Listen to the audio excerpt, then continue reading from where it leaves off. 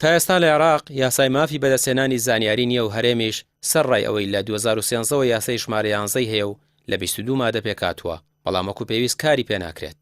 لە 2014ەوە پرۆژە یاسایەکی لەم جۆرە چۆتە پەرلەمانی عێراق، بەڵام نەخراوەتە بەرنامەی کار و تازە خوێندنەوەی یەکەمی بۆ کراوە و بڕیارە بکرێت بە پرۆژە یاسا. یاسای مافی بەدەستهێنانی زانیاری ئێستا ئەوە لە عێراق بڵین مسۆدەکەی هاتووە یا مەشروعی قانونەکە هاتووەتە پەرلەمان خوێندنەوە یەکەمی بۆ کراوە.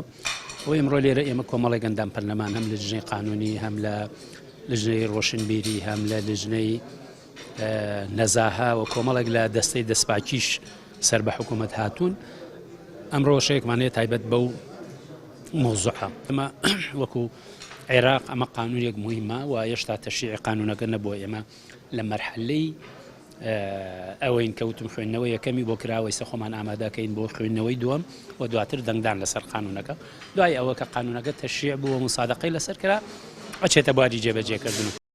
یاسایەک بۆ دەستخستنی زانیاری هۆکارێکی سەرەکیە بۆ قەڵاچۆکردنی گەندەڵی لە عێراقدا. لەلایەکی دیکەشەوە یاسای لەم شێوەیە متمانە و پەیوەندی لە نێوان هاوڵاتی حکومەتدا بەهێز دەکات.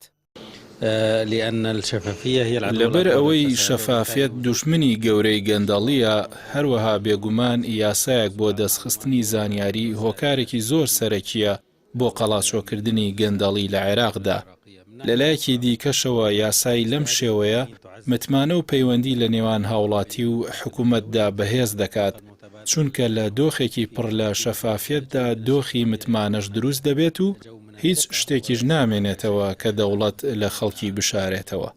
هەروەها شەفافیت و یاسای دەستخستنی زانیاری سیاسەتی گشتیش بەرەو پێش دەبات، چونکە کرانەوە و گفتوگۆ و بەخشینی زانیاری ڕۆڵی زیاتر بە هاوڵاتیان دەبەخشێت بۆ دەربڕینی بۆچوونیان و هەڵسەنگاندنی سیاسەتی گشتی. بەشێک لە دامەزراوە حکومیەکان جیاوازی دەکەن لە پێدانی زانیاری دروست بە ڕۆژنامەنووسان و پێدانی زانیاری بە شێوەیەکی یەکسان نەبووە بۆ دەستگاکانی ڕاگەیاندن. ئەوەش پێشێلکردنی یاسای مافی بەدەستهێنانی زانیاریە لە هەرێمی کوردستان.